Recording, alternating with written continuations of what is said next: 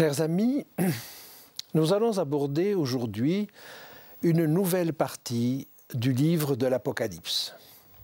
Jusqu'à présent, nous avons d'abord étudié la structure du livre, puis nous avons vu un panorama général avec les 7 églises. Dans le temps de la 7e église de Laodicée, nous avons vu se dérouler les 7 sceaux, et après l'ouverture du 7e sceau, arrivaient les 7 trompettes. Avec les sceaux commençait le jugement de la maison de Dieu, qui se termine à la 7e trompette. Il se termine parce que chacun a mûri dans le bien ou dans le mal. L'ivraie et le bon grain sont arrivés à maturité. Maintenant, le temps est venu de la récolte, de la récompense ou de la punition. Et maintenant, avec le chapitre 12, arrive une nouvelle section dans ce texte d'Apocalypse. On arrive à la partie centrale du livre d'Apocalypse, et cette partie centrale va nous dépeindre la lutte de la femme et du dragon. La femme, c'est l'Église, c'est le peuple de Dieu. Et le peuple de Dieu sous toutes ses formes, que ce soit l'Église ou que ce soit l'ancienne dispensation, peu importe, c'est le peuple de Dieu de tout temps. Le dragon, nous allons le voir, c'est Satan. Mais il nous faudra préciser ces choses. Et nous allons donc là raconter une deuxième histoire, parce que nous repartons au départ de l'Église primitive et même à la naissance de Jésus, nous allons le voir. Pour atteindre à la fin l'histoire de la moisson et de la vendange, c'est-à-dire la colère. Donc, cette nouvelle histoire maintenant de la femme et du dragon va arriver au même point où nous sommes arrivés avec la 7e trompette. Alors, abordons maintenant ce texte-là. Et je vous propose de lire avec moi le texte du chapitre 12, Apocalypse 12, les versets 1 à 6. Vous allez voir qu'ici, le texte va utiliser des symboles qui sont communs avec Daniel, c'est-à-dire des têtes, des cornes, des choses comme cela, alors que ces symboles n'avaient pas été utilisés jusque-là. Donc c'est la même histoire, mais vue sous un autre angle. Et on va voir les ennemis de Dieu. 3 ennemis principaux, le dragon, la bête et le faux prophète, ou bête à 2 cornes, et ils ont un seul message. Il s'agit d'adorer la bête. Et puis, en face d'eux, vous avez un petit peuple, le reste, les 144 000. Alors, eux ont 3 messages qui se trouvent au chapitre 14. Et on débouche sur 2 solutions simplement, la moisson ou la vendange. Alors, lisons ensemble maintenant, si vous le voulez bien, ce texte dans Apocalypse au chapitre 12, les versets 1 à 6. Un grand signe parut dans le ciel. Une femme enveloppée du soleil, la lune sous ses pieds, et une couronne de 12 étoiles sur sa tête. Elle était enceinte et elle criait, étant en travail et dans les douleurs de l'enfantement.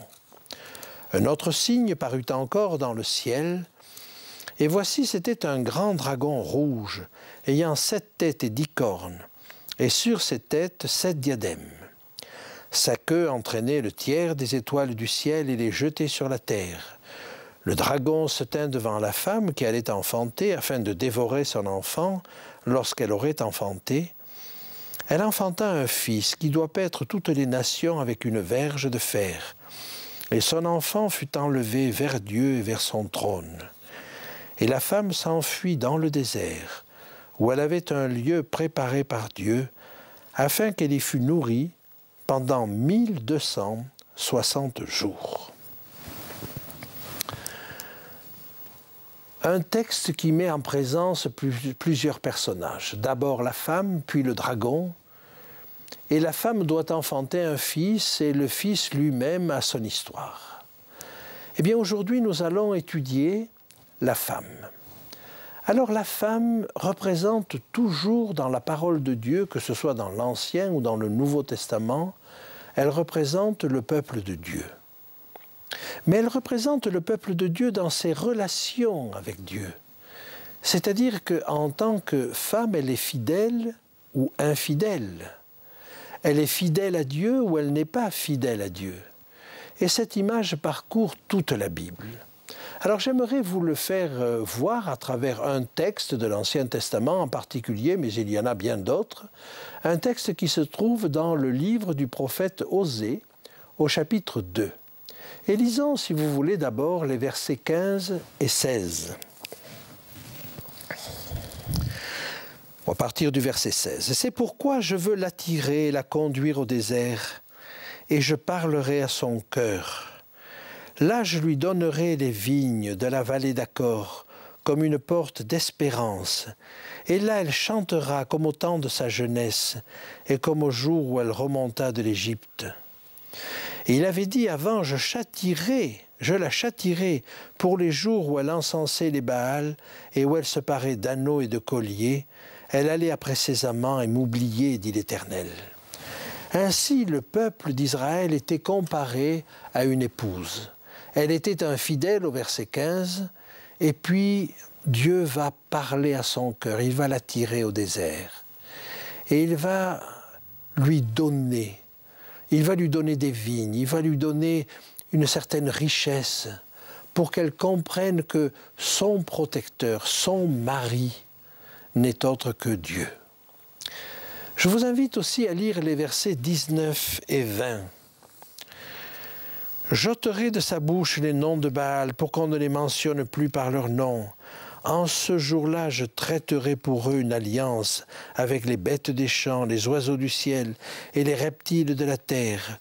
Et je briserai dans le pays l'arc, l'épée et la guerre. Et je les ferai reposer en sécurité.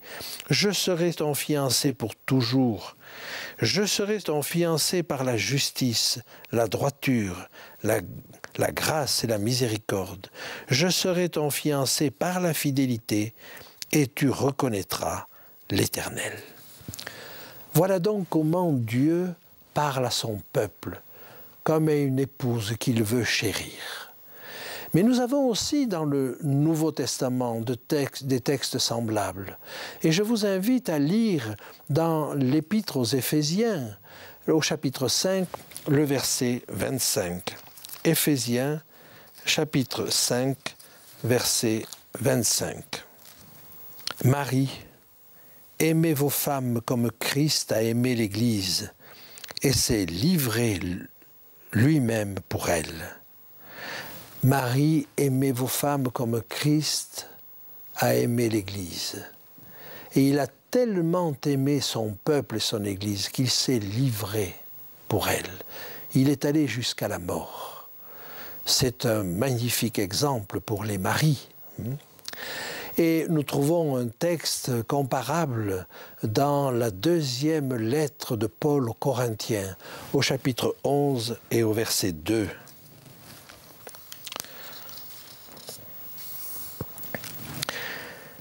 L'apôtre Paul écrit aux Corinthiens « Je suis jaloux de vous, d'une jalousie de Dieu, parce que je vous ai fiancés à un seul époux, pour vous présenter à Christ comme une vierge pure. » Et l'objectif de Dieu est que son peuple soit fidèle, qu'il soit comme une vierge pure. Et quand il est parlé un petit peu plus tard dans le livre d'Apocalypse des noces de l'agneau, on comprend tout l'amour que Christ a pour son peuple et comment il veut le voir. Alors, j'aimerais maintenant continuer ce texte et comprendre ce que veut dire que cette femme est enveloppée de soleil. Relisons ce texte. Une femme enveloppée du soleil, la lune sous ses pieds et une couronne de 12 étoiles sur sa tête. Enveloppée de soleil, enveloppée de gloire. Eh bien, c'est peut-être un texte de l'évangile de Luc qui va nous permettre de le comprendre. Et il s'agit non pas simplement de la mère biologique de Jésus, mais il s'agit de tout un peuple qui va enfanter le Messie. Et nous trouvons cela dans l'évangile de Luc, chapitre 2, les versets 8 et 11. Il y avait dans cette même contrée des bergers qui passaient dans les champs les veilles de la nuit pour garder les troupeaux. Et voici un ange du Seigneur leur apparut. Et la gloire du Seigneur resplendit autour d'eux. Ils furent saisis d'une grande frayeur, mais l'ange leur dit « Ne craignez point, car je vous annonce une bonne nouvelle, qui sera pour tout le peuple le sujet d'une grande joie. C'est qu'aujourd'hui, dans la ville de David, il vous est né un sauveur, qui est le Christ, le Seigneur. » Ces bergers modestes qui passaient les veilles de la nuit reçoivent une vision. Ils sont entourés d'un halo de lumière, comme entourés de soleil.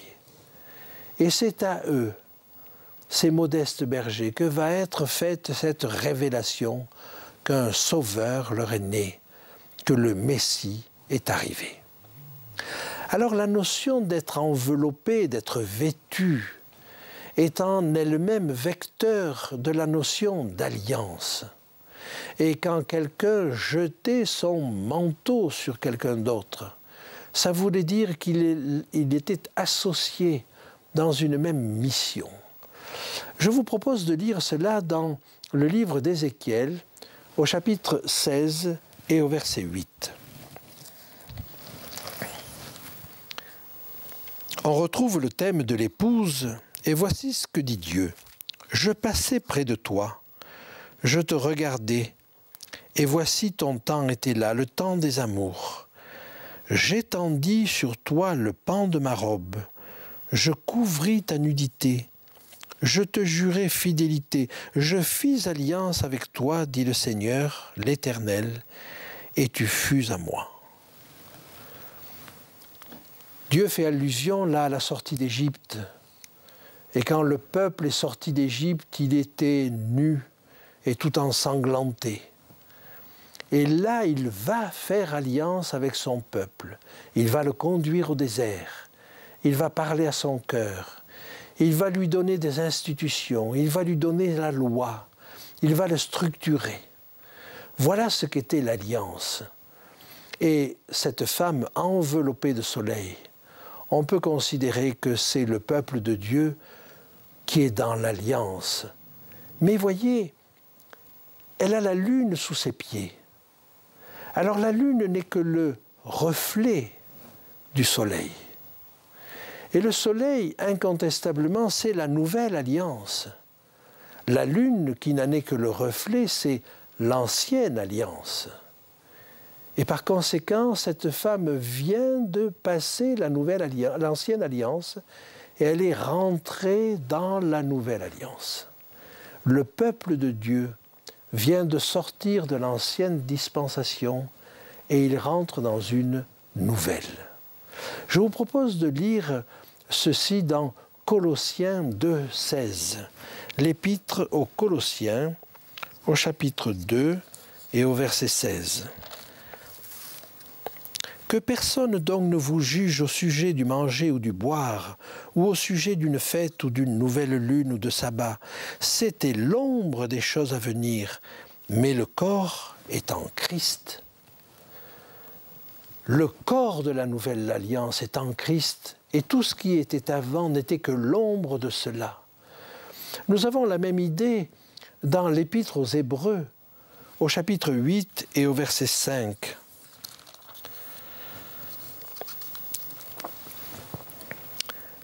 Lisons à partir du verset 4. « S'il était sur la terre, il ne serait pas même sacrificateur, puisque là sont ceux qui présentent des offrandes selon la loi, lesquels célèbrent un culte, image et ombre des choses célestes, selon que Moïse en fut divinement averti lorsqu'il allait construire le tabernacle. Et soin lui fut-il dit de faire tout d'après le modèle qui t'a été montré sur la montagne. »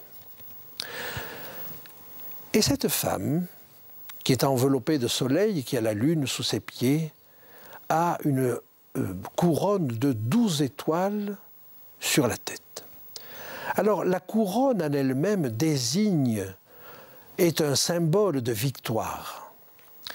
Mais les étoiles, eh bien les étoiles, ça peut être différentes choses. Les étoiles, on a vu, ça peut être des anges. Mais dans le texte de Genèse, au chapitre 37 et au verset 9, on se rend compte que cela peut désigner les 12 tribus. Lisons ce texte, Genèse chapitre 37. Joseph, donc, il eut encore un autre songe, il le raconta à ses frères. Et il dit, j'eus encore un songe, et voici le soleil, la lune et 11 étoiles se prosterner devant moi. Alors effectivement, la chose va avoir lieu. Et effectivement, ces 11 frères vont se prosterner devant lui quand il sera Premier ministre de l'Égypte. Mais voilà, ce qui est important, c'est que ces 12 étoiles représentaient les 12 fils de Jacob. Donc ça peut représenter les 12 tribus. Mais c'est aussi une couronne de victoire que de voir dans les 12 apôtres de Jésus, ceux qui vont répandre l'Évangile au loin. Et par conséquent, on peut avoir l'une ou l'autre de ces deux interprétations. Cette femme était en travail. Et par conséquent, nous arrivons là au temps de la naissance de Jésus. Alors, arrivé à ce point-là, il nous faut comprendre que celui qui va naître là n'est autre que le Fils. On pourrait penser que cette femme, c'est Marie, sa mère. Mais voilà, un peu plus tard dans le texte, nous allons voir qu'elle est persécutée. Marie a souffert, c'est vrai, mais qu'elle va être obligée de fuir au désert pendant 1260 jours. Et ici, ce sont des jours années. Et par conséquent, elle va devoir fuir au désert pendant 1260 ans. Ça ne peut pas être une femme, ça ne peut pas être un être humain, c'est un peuple. C'est le peuple de Dieu qui va être persécuté pendant toute la période du Moyen-Âge, et c'est cela qui est indiqué par là. Cette femme représente donc bien le peuple de Dieu. Maintenant, le fait qu'elle représente le peuple de Dieu n'empêche pas que chacun peut s'y reconnaître. Et il peut y avoir auprès de chacun cette relation qu'il veut avoir avec son peuple. Quand par exemple le prophète Osée nous dit « Je parlerai à son cœur, je l'amènerai au désert », il se peut que Dieu nous emmène dans des situations difficiles, dans des situations arides, dans des choses difficiles à vivre. Mais n'est-ce pas pour parler à notre cœur, pour nous dire « Je suis avec toi », je te dégage de tout autre souci, de tout autre tracas, de tout autre problème. Je veux te parler personnellement. Je veux te parler non pas comme ton Dieu, mais comme ton mari, comme ton ami. Je veux parler à ton cœur pour que tu changes, pour que tu n'aies plus envie de courir après les uns, après les autres, après les dieux de ce monde, après les Baals, après les soucis de la vie, après tout ce qui peut te distraire. Je veux t'écarter de tout cela et je veux parler à ton cœur. Je veux te dire que je suis le plus important. Ne regarde pas à tout ce qui frappe aux yeux. Ne regarde pas à tout ce qui peut charger la vie. ce qui peut attirer tes regards. Je te soustrais à tout cela et je parle à ton cœur. Que Dieu nous aide à vivre ces choses-là, qu'il nous aide à vivre cette intimité avec Dieu, cette intimité qui fait que d'un seul coup d'œil, d'un seul regard, on sait ce qu'il veut nous dire. Alors évidemment, il se peut que dans ces circonstances, nous nous sentions dépouillés, nous nous sentions pauvres. Mais c'est alors qu'on est pauvre, c'est alors qu'on est le plus pauvre, qu'on est riche dans le Seigneur. C'est alors qu'on est le plus démuni, qu'on est le plus fort dans le Seigneur. Et c'est à cela qu'il nous appelle.